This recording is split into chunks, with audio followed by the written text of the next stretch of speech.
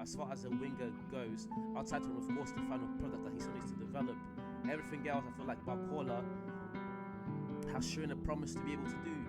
He's fast, he can take a player on and underappreciated, but PSG are on this rebuild phase, and it looks like Barcola may be one of those players that they look at to, you know, lead the way of this new PSG wave. They're going for younger players, they're going for talent. The signing of João Neves, I feel like, kind of really goes to speak to that. And yes, we're gonna react to Barcola here. Now, this video from Luti was from 7 months ago, so I want to see if the hype around Barcola really is warranted, if he's really that guy, or if he's just going to be another of these, you know, one season wonders or wonder kids that never planned out. Hopefully, he's one of the players that goes on to become impactful for PSG, and you know, he's able to make history for the club. Because to be honest, I don't think anyone liked what PSG was doing with signing Neymar, Mbappe, Messi, just trying to spend the most money possible. But this new tactic that PSG are going with, this tactic of trying to build a young team, of getting Luis Enrique, one of the best managers in Europe, one of the managers that actually plays attractive football, I feel like this is the way to go. You want to build the team from the ground up, and it also allows these young players to, you know, really look up to the manager and respect the manager. So yeah, so I want to see PSG succeed this time. Because that's kind of the thing with PSG before. PSG were having a lot of people criticizing them and hating them because of their strategy. But again, this may be the way to go. But yeah, let's focus on Barcola. Let's focus on what he's doing. Let's focus on what his strengths are. Good pass to Mbappe. Great turn. So far, he seems very comfortable with playing with his back to goal. Like these two turns he made right, especially this one. It's like he's very aware, and this is something I talk about when I'm trying to explain to people what an effective player is. He's not a player that just does a bunch of showboating. He knows where the defender is.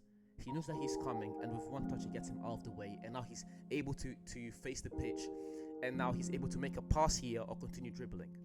This is effective. This is effective football, and it's hard to teach because a lot of players that are like technically gifted, they'll try and do too much. So what Barcola did here, this is effective. These things are kind of hard to teach. So yeah, I know it's only one clip and one moment, but I like to see things like this because it is in the small things, in the small details, that you can kind of begin to judge a player.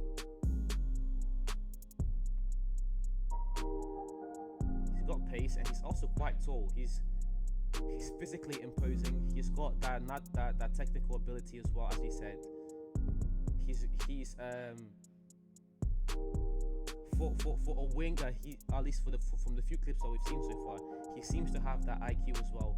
But of course, the most important thing for Barcola now, as PSG go on to try and replace that Mbappe void, that massive black hole that Mbappe has left in the team, is can Barcola score goals? Can he be efficient in front of goals? Can he be efficient with that in that final third? Because that's the thing with a lot of these young players is, yeah, they can take a player on, yes, they can get a nice cross in, but when it comes to actually scoring goals in that final product, it becomes very hard. And that's why players like Mbappe and Endrick go for so much money, because it is very hard to see things like that. Young players that are technically gifted in front of goal. See, so that'll be the biggest not struggle, but the biggest point for Barcola is, can he be efficient in that final third? Now, these clips are from 7 months ago, so we're not going to be too harsh on Barcola, but we'll definitely react to Barcola again in the middle of the season or throughout the season to see what his progress is like. Because as far as talent goes, again, this is not. I'm not impressed in terms of his finishing yet. These are only clips as well, but from what I've seen so far, and from what I saw from the stats from last year, his finishing is not there. But yet again, he's very young.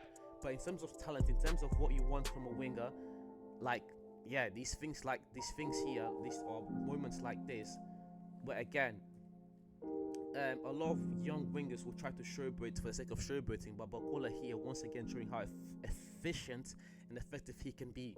Again, with one touch, this is how Hazard-esque. With one touch, he turns around and he gets past the defender, and now he's able to face the pitch. Like, this is very effective. And I like that Barcola is trying things like this. But anyways, as I was saying, as far as a winger goes, outside from of course the final product that he still needs to develop, everything else I feel like Barcola has shown a promise to be able to do. He's fast. He can take a player on. He can get across in all those things that you want a winger to be able to do. Barcola has it. It's a question of the final third. On a 1-on-1, he's extremely dangerous. You don't want to leave Barcola on a 1-on-1. The another thing that I've seen about this play is he'll try and keep it simple. As I said before, a lot of these younger wingers, they'll try and do too much. Barcola seems to be able to keep it simple. But then even when he's trying to be able to keep it simple, now this is filthy. This is filthy.